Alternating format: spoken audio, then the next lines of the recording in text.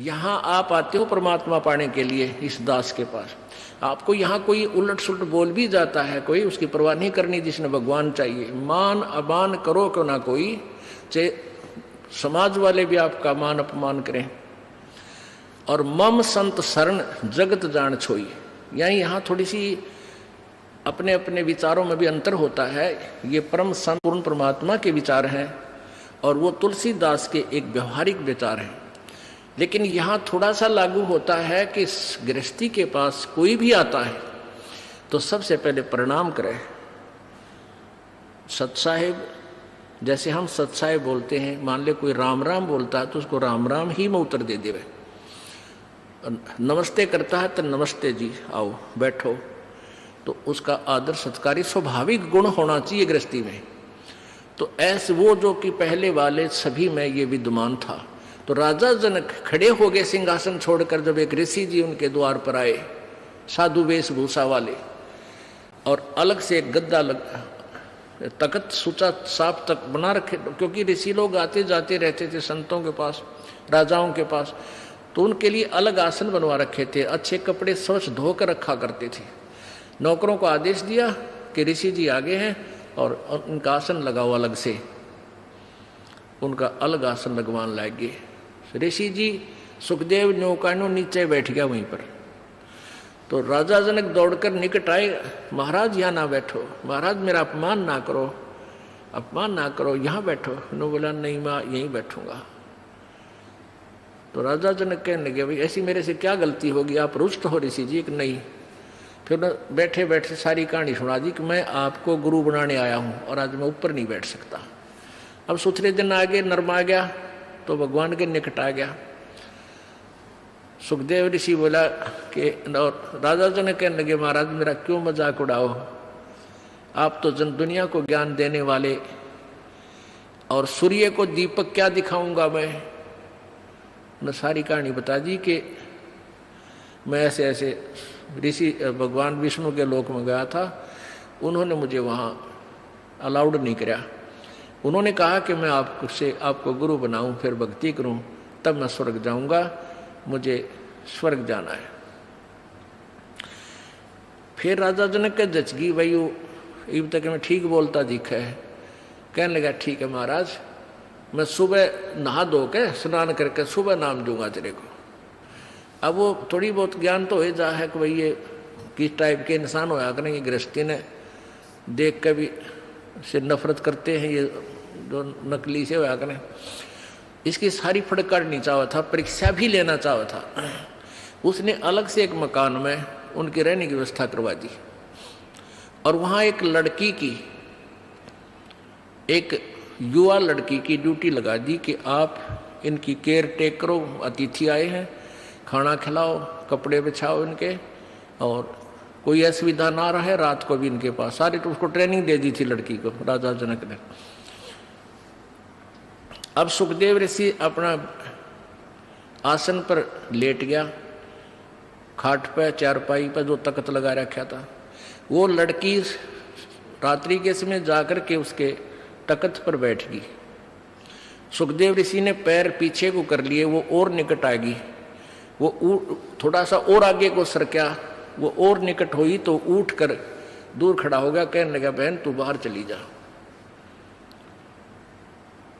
वह लड़की बाहर आ गई। राजा जनक ने पूछा कि क्या क्रिया रही बेटी, कैसा है ये ऋषि जी? ने बोली जी ऋषि जी पक्का है, ऐसे ऐसे मैं बेड पर बैठी आपके आदेश अनुसार। तो इसने सारी ऐसे ऐसी क्रिया बताई, खड़ा हो गया और बाद में बोला बेटी बहन बाहर चली जा। तो बोला ठीक है। अब क्या हुआ कि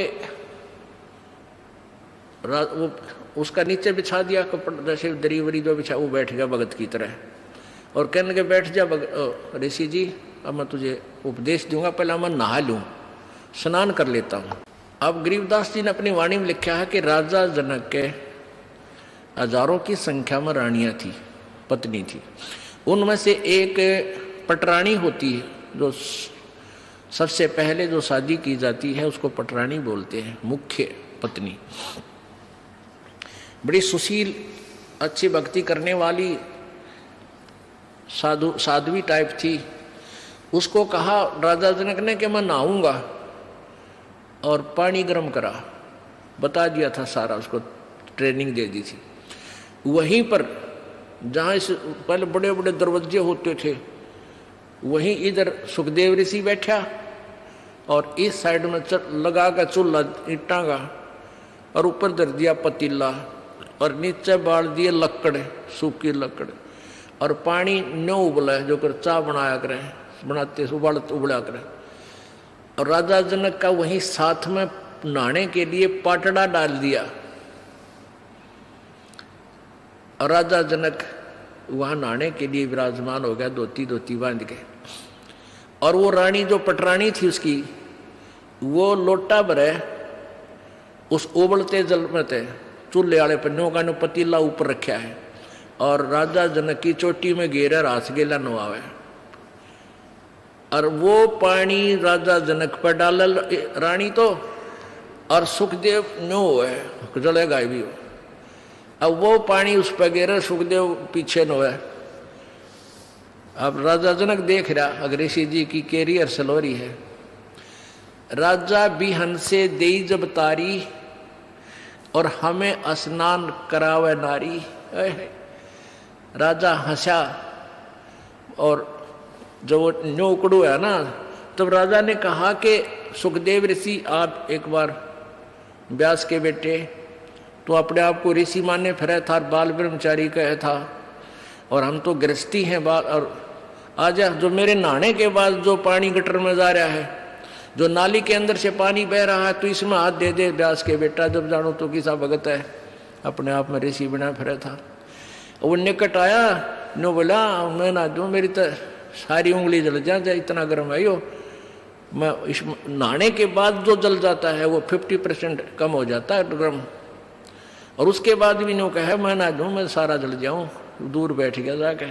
तब राजा भी हंसा, जोर ताशा, और ताली बजाई, नो हथेली पीटी, और हमें स्नान करावे नारी। अरे तू इतनी दूर तो जलन न हो रहा, नवावे जिसने तू एक हे मान रहा था अपनी दृष्टि में, औरत तो देखनी भी नहीं, शकल भी नहीं देखनी, अरे या तेरे से अच्छी भक्ति करे, इसके हाथ भी ना जलते।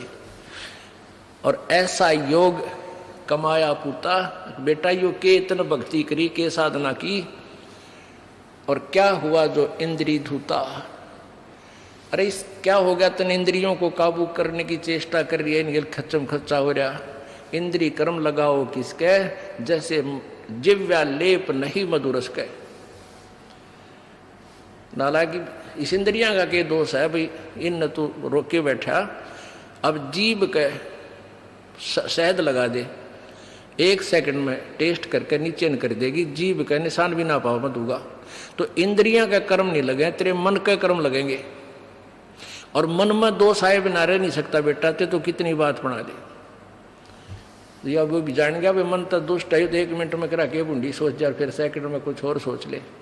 तो कहते हैं इंद्री कर्म लगाओगे किसके, जिव्या लेप नहीं बदुरस के। काफी ज्ञान दिया, फिर समझाया उसको। फिर क्या बताया कि रात्रि के समय ये लड़की तेरे बेड पर बैठी, और तेरी क्या स्थिति थी, क्यों डर गया, या कोई खावा थी तेरे को, तेरे में ज्ञान नहीं, विवेक नहीं, अब तू आत्म तत्व में भी नहीं है, परमात्मा के निकट कहाँ, तो बहुत देर की बात है। योगी पुरुष आत्म तत्व में आ जाते हैं, स्त्री और पुरुष की आत्मा में उन्हें भिन्नता नजर नहीं आती। अगर तू थोड़ा बहुत आत्म तत्व में भी आ रहा होता, तो भी तेरे अंदर ये शुक्र पैदा ना होती, और बैठ जाता, कहता जा बेटी बैठ, आओ भाई बैठो, बात परमात्मा की चर्चा शुरू करता, उसको ज्ञान सुनाने लग जाता। अब पे दोष खत्म था, तेरे अंदर दोष था, इसलिए तू सुकड़ा इस तरह। एक बार सांग देखने चले गए 2 जने, एक तो पहले जाता था, एक पहली बार गया था, और वो लड़के उस समय लड़कियों का ही रोल बना के और मेल फीमेल का रोल करा करते हैं। तो नाच रहे थे, कोई गा रहा था, अच्छे सुसज्जित कपड़े मेकअप कर रखी थी। तो पहली बार जो लड़का गया था वो ने कहा दूसरे, देख के सुंदर लड़की, देख किसा बढ़िया नाच है, वो दूसरा बोला लड़की कोई ना, यो लड़का है, उसका ना जचिया बात है ना, तने नहीं बेरा। वो फिर शाम के समय जब वो वहाँ अपना समांग करके, वो ड्रामा पूरा करके, जब जहाँ वो रुके थे किसी चौपाल में वहाँ गए, वो पहले जो सत्संग सुन जिसने वो सांग देख रखे थे वो अपने साथी को लेकर वहाँ चला गया। किसको? जो पहली बार गया था। कहाँ? जहाँ वो रुके हुए थे, उनके साथ साथ चले गए। उन बच्चों ने जाते ही वो सारा मेकअप उतार के, कपड़े निकाल के न्यारे न्यारे टांग दिए, और वो लड़के नो के नो कच्चे कच्चे में खड़े। तब उसका यकीन हुआ, जो पहली बार सांग देखने गया था, अगर तो छोरे थे, छोरी कोई ना थी। अब अगले दिन जब वो सांग देखने गया, वो नाचा भी था वो लड़का, और लड़की का मेकअप भी था, पर उसने लड़की नजर नहीं आई थी, वो लड़का दिखा था। तो ऐसे ही जब आत्मज्ञान में भी होता, सुखदेव तू तने लड़की नहीं दिखा, तू तो ड्रामा कर रहा था बेटा, अपना कल्याण करा ले। बोलो सतगुरुदेव।